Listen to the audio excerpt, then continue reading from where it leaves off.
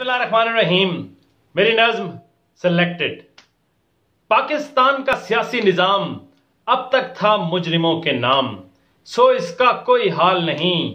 इसे समझने को बेहतर इससे कोई मिसाल नहीं कि जनरल अयूब खान को डैडी कहने वाला भुट्टो, मार्शल लॉ में वजीर खारजा हाय रहने वाला भुट्टो, मुशर्रफ से एनआरओ लेने वाले तीसरी बारी, लूटी दौलत ऐंठने वाले बेनजीर और जरदारी। दूसरी जानिब वो दो भाई, बुनियाद है जिनकी आईजेआई, जनरल जिलानी के वो पाले, जनरल जिया के मुंह बोले बेटे, टीटियों हुंडियों से भरे, जाली अकाउंटों से लदे, आखिर पकड़े जाने पर, कानून में जकड़े जाने पर, नस्ल दर नस्ल खुद करप्टेड, इसको कहते हैं सिलेक्टेड।